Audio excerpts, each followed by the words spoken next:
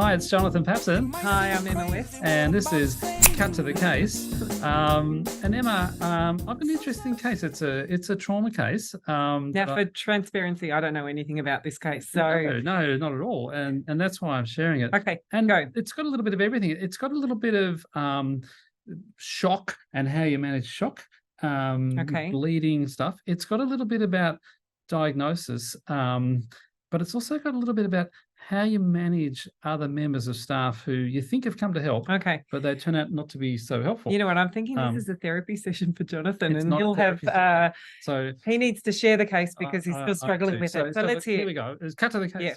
Yeah. I've got a 66-year-old lady, and she is unfortunately pedestrian versus car. And she's come in, and I've walked in a little bit late to the scene, but she's come in via ambulance with a fractured left arm and a fractured lower leg. And we're told the story I get is that a heart rate's 120, a blood pressure's 95, respiratory rate's 25, GCS is 14, and she's on a ketamine infusion because she's got so much pain in the arm. And so I guess from those observations, she's got signs of shock. So she's tachycardic and hypotensive. Yeah. And she's breathing fast because she's presumably got a lot of pain. A ketamine infusion for a broken arm. So I'm interested in what's going on in this arm. Well, that's it. And, the ambulance did a great job. She's in a lot of pain in the leg, but they've splintered it. But the arm they haven't been able to do very much for. Why is that? So because it's a high up fracture. Okay, so it's a shoulder dislocation. Well, that was what occurred to me. So we did the primary survey. I have a look. The shoulder's end located. Well, actually, the primary survey is airway's okay, breathing is fine, not tender, equal air entry, abdos lax non-tender, pelvis feels all right. Fast is negative. Fast is negative. Lung slide normal. Okay, so is she shocked? So she bleeding somewhere else? Is shocked because the blood pressure is low, heart rate's high. Which begs the question. Where's the bleeding? Where does the bleeding go, Emma? If you were to name, what part of the leg is involved? Because you can lose a lot into a femur. The lower leg. Lower leg. So is there external bleeding there? Not really. No. It's a closed fracture. And the arm, arm... it's now splintered. So hopefully it's okay. But it's okay. So there's something going on in this arm. So it's a high fracture. Do you know what kind of fracture it was? Well, we didn't know at that point. Okay. We didn't even know. It didn't look dislocated, but it was going to be a surgical neck of humerus fracture. Okay. I think so. I mean, that's where it was going to be. They don't normally bleed very often. Much. Or a mid-shaft humerus, but it's actually all wrapped up at this point when I'm having a look. Well, you need to take down the wrapping and see we'll if there's get something there. under there. We'll get there. But before I did, I was just thinking, what are the causes of hemorrhagic shock and trauma? Where can the blood go? So how do you remember it? Having interrogated the chest, because you've got a chest X-ray. You could do that, or you could just say blood on the floor plus 4 more. You could just do that. You could go on about interrogation, but you could just say blood on the floor plus 4 more. What do I mean by that? Well, is there any external hemorrhage? Yeah. Okay. So there's blood on the floor. Okay. Where's it coming from? It's coming out of the arm. Under the bandage that I said to take off. That's it. Yeah. Okay. But just for completeness sake, 4 more. Well, I guess it's in the chest. It's in the belly. Belly. Bones and retroperitoneal. Yeah. And I can tell you it's not in the chest clinically or on ultrasound. Abdos okay, fast is negative. Yeah. Might be retroperitoneal. And we've thought about the bones. She's a pedestrian versus car. We've thought about the bones. Yeah. Where do you reckon the bleeding was coming from? The arm. It was coming from the arm. But what would you do at this point? You'd unwrap it? Well, you have to expose the patient. Yep. Yeah. So did you expose the patient? I exposed the patient. Great. I had a look. There's a big tear. There's like a big wound in the top of the arm. Okay. And there's crepitus and the poor lady's arms moving around. She's in agony. This is really difficult. Yeah. So I had, and I've got a pelvic binder on. Yep. And what do you do now? What's your next step? Primary survey done. Okay. Do you have control of the hemorrhage here? Yeah. It's wrapped up and it looks controlled. We rewrapped. There's no external hemorrhage and it's not bleeding into the chest cavity. It's kind of oozing. Okay. But so it's not ongoing hosing. Bleeding, but you're not hosing. Okay. Yep. And you're resuscitating the patient. You've got vascular access. We've just got back of the hand vascular access, actually. Okay. Does that worry you? Yeah, particularly because you've said both hands. And if you've got a wound here, let's do worst case scenario. And we often do worst first. And we think about the worst case scenario. So if you've got a vascular injury, sorry, that was my computer. If you've got a vascular injury in that arm, that was your thought bubble. That was my thought bubble. Yeah. If you've got a vascular injury in this arm, say, and you've got IV access here, then it's not really the arm to have IV access in because it might just go in there and come out there. So I guess what you're saying is... Let me take you back a step. So you've got a shocked patient, so you're hypotensive tachycardic, so you need good vascular access to be able to resuscitate them. Sure. I'd steer away from an injured arm. I'd move to the non-injured side, which was right or left. So you've only got one arm. So this is the one arm. Beware the one arm patient. Yeah. The one arm, common. The one arm trauma patient is by definition, I think, difficult IV access because if you lose one, then you've got no IV access. Okay. So it's already a bit more difficult. So we already need to, and I think, and again, I learned from this case, again, you need to be prepared to put larger access in or more secure access because if you lose one, you've lost it. Okay. And no access. Now I feel like this case is going to evolve. So what happened next? It evolves. So we get what I was going to say was, what are you going to do next? We got some plain films. Yeah. Chest X-ray, normal. Pelvis, normal. So I've probably knocked those out of causes of bleeding. This continues to bleed. Yeah. We go to CT. Okay. I'm presuming it's not hosing bleeding. Not hosing. Yeah. And her hemodynamic stability, presuming you're giving her some... A bit better after some blood. So we've got a couple of units of red cells have gone in. Blood pressure's stabilized. It's come up to like 110. Okay. All righty. And you're in the CT scanner and you're... She goes to CT. She's at high risk of injury everywhere, I guess. Yeah. And I'm actually... And a GCS was what? Yeah, it's 14. Okay. 14, GCS 14K. Okay. On ketamine. Yeah. Okay. Not that we use that. Alrighty. So she's getting some scans. She's comfortable enough that I leave her go to CT without escorting her. I'm comfortable enough. Call me risky, but we're only talking about it because something's going to happen. But anyway, comfortable enough. So blood pressure stabilized. Okay to go to CT. I go back and see some other patients. What do you reckon happens? She becomes hypotensive and she continues to bleed out her arm. CT. Yeah. And continues to bleed. Yeah. Well, and becomes hypotensive. Can I add something? Why? I just note that you're pointing to very high up at the junction between the torso and the arm. And oh my God. You gave it away. Right? You gave it away. And what's this all about? This is junctional trauma, but essentially with external hemorrhage, you have a frame of being able to compress it easily. That I worry about. Yeah. And look, I probably should have been more worried than I was. I was hoping Sometimes you only know where you are when you're there. I was hoping the CT would show me some form of bleeding that something else, perhaps. I was planning that this person was going to go to theatre anyway. She needed to go to theatre for the arm, definitely, and for the leg. And I thought that would solve things. But of course, she didn't get to theatre. She got back to the resus room with a blood pressure of 85 and a heart rate of 100, and still shocked. And a CT that didn't show any other injuries. Sorry, but is she bleeding? She's bleeding. And a lot of bleeding, I'm presuming. More and more. Well, it's occurring to you, wow, that's still bleeding. To me that now all the other bits I was worried about are not the focus. It's actually this junctional trauma. Okay. So she's got junctional trauma bleeding from the arm. So what's she bleeding from? Exactly. And what do you do? Well, there's a couple of things. You've actually mentioned that she's had a CT. And I am left, I'm presuming she had a CT with IV contrast, i.e. CT A chest. She did. Did she have anything bleeding in a major vessel? Nothing.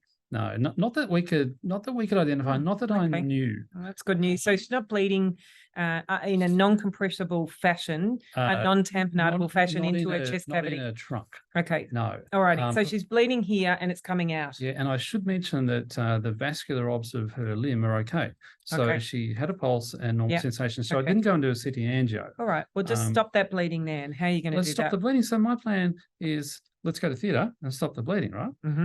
Definitive. Let's go to theatre and stop the bleeding. Okay. I need someone to take him to theatre and stop the bleeding. Okay. The nurse unwraps the thing, the bandage, because it's bleeding more. Soak through. Yeah. Soaking more. Yes. The patient is becoming more hypotensive and unwell. Yeah.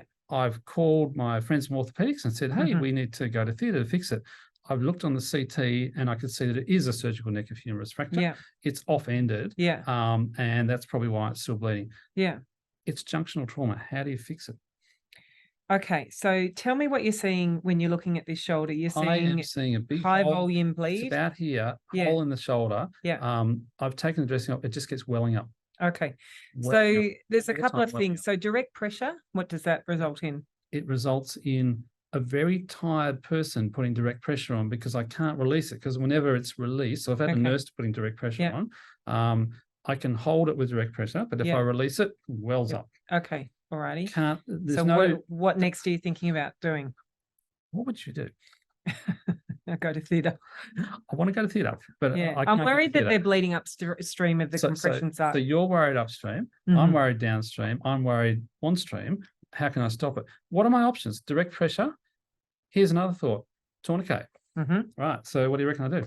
You stick something in the hole.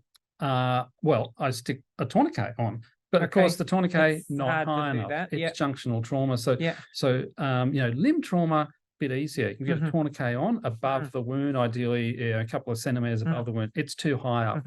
That's not going to work. Direct pressure is holding it. What else can you do? I'll tell you what I did. I know what you did. I did hear a rumor about it. What? The rumor mill. I tell you what I did. I thought about putting some sort of hemostatic dressing on, like they use in the field. Quick clot or something like that. Of course, we don't have that. Okay. And the reason we don't have it is because we're a major trauma center, and you can just go to theatre. We should be able to go to theatre, but we're not going to theatre. So what could you do? You could put some gauze in it. What do you reckon I did? I think you stuck a Foley catheter in there. Foley catheter in it, because junctional trauma in my mind equals Foley catheter and packing, and that's what I did. And that's what are you attempting to achieve there? I just wanted to put pressure on. You're either putting pressure on a vessel or you're tamponating the area. Really, and I was hoping to get onto, and I couldn't feel the vessel, so I was just going to try and fill that area. So I put a Foley catheter in. I blow the balloon up. It kind of slows a little bit. What next? What happened next? And what do you reckon I did next? She kept bleeding a bit. I'm on the phone to orthopedics. Well, then you advocate for theatre. So the patient's in front of you. Your role and your responsibility is to get her definitive care. The Foley catheter is not going to cut it, is what I'm saying. Cutting it. Yeah. So I'm on to orthopedics. Luckily, the orthopedic registrar, so the junior trainee doctor comes down. Good. Okay. All right. Yes, I agree. We need to go to theatre, but I need to check with my boss, because we might be able to stop the bleeding, and there's no theatre space. And normally we can stop this sort of bleeding. We're not going now. What do you say? Well, I think you really, you need to push the case. And the reason that you need to push the case is it's a life or limb-threatening injury, and you're a senior clinician and you're pretty clear that you need to go. So the best way to do this is to escalate it properly. Greater assertiveness. Absolutely. So you express your concerns. You give some options. So my concern is I can only stop this bleeding with digital pressure, which means we need surgery to actually stop it. Okay. Because I don't want to stand here all day and do it. So your options are surgery. Yeah. Okay. And then what if you don't get what you need? What do you do next? Well, then I explain my point of view. I explain my rationale. They understood the rationale. I explored what their concern was. Well, we don't have theatre time. I need to check with my boss. He's got lots of other things on. Okay. So then what did you do? Well, what would you do with that? I'd just get on the phone and make the phone call myself. Get the boss. Get the boss. Let's get the boss. So I get the boss, and the boss is coming down. Whilst the boss is coming down, is there anything else I can do to stop the bleeding?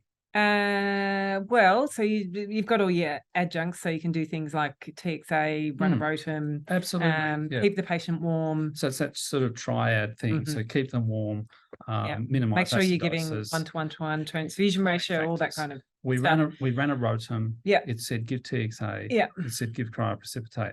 That's going in. Perfect. The only other thing I would do is I would work around the problem. So this is a trauma patient. There's often a trauma unit. I'd advocate with the trauma consultant on call. Got them too. And we do have so you're sort of, spreading the worry. And then we have a process which is called an OPSTAT. So I would just call an OPSTAT, and then the onus is on someone else to say, no, we're not doing an OPSTAT. To answer it. So and part of the OPSTAT is you need a surgeon and you need a theatre. So I call the surgeon. whilst the surgeon's coming down, another thing I did was actually pack the wound. So I just... I thought you'd already done that. Yeah, Sorry. I put the Foley in and then I packed it. Packed around it. And here's a tip. Use radio opaque lined packing. So an abdo pack that's got so it's gauze and it's got radio opaque, a little black line on it. Because have a guess what the operative notes are going to say. We removed X number of packs. It's really important for them to know that they got all the packs out. Okay. Whole lot of packs in. I got a little bandage and I just started to put the bandage into the wound. And I ended up putting the whole bandage, just feeding it into the big wound. It's just opening up, right? Okay. So there's really two themes to this case. We're talking about graded assertiveness. And remember, what you want to do is you want to work collaboratively with your colleagues, but you have to keep it as patient-centered. So if something's right, then you need to advocate for it. Yeah. And so it's working with people that you're with, but when you need to, explaining why you're elevating your concerns to the next level. And what I did was I got the surgeon down there. You know, it was no big deal. The surgeon needed to come and have a look. The orthopedic reg is still there. And he took one look at the wound and said, wow, okay, we can't stop that bleeding. We need to go to theatre. So that's how I got it done. Good. I got Congratulations. the patient goes to theatre. And you're all still friends. So that's good. And we're all still friends. But then the other issue is this junctional trauma. And so really you've packed a wound and tried to compress whatever's going on. And did you wonder if it was bleeding further upstream of that? I know you're worried about the upstream bleeding. Where was it bleeding from in theatre? It was the artery that goes around the surgical neck of the humerus. Okay. Right, okay. So the artery so it's bleeding in that area and probably achieved some kind of... had been transected. So, and presumably on the CTA, if you had a subclavian or a subclavian artery injury, you probably see some extravasation of contrast. And if I was to do it again, I might have run some contrast down that. Yes. And that would have told me where the bleeding was. But there was so much else going on. Yeah. And you didn't know you were there until you were there, unfortunately. No. Yeah. So that's junctional trauma. Yeah. It's pressure, it's packing, maybe Foley catheter. Yeah. That's graded assertiveness, how you get your patient to theatre or how you get your message across to someone that they really need to go to theatre. And if you meet resistance, you just have to elevate and escalate and put your reasons forward, listen to their reasons. And I've got one more tip. Okay. One more tip. Interested. If you've got someone who's bleeding and you want the surgeon to take them to theatre or the registrar to take them to theatre, so the junior guy. Okay. Yeah. Get them to put the pressure on the wound. Because then they can't leave. Because then they're stuck and they can't leave and they have to go to theatre. Okay. That's my tip. Yeah. That's junctional trauma. Yeah. Awesome. Well, that's great job by our surgical colleagues. Well done. And the patients did well. So great. Good. All right. And that's cut to the case. See ya. See ya.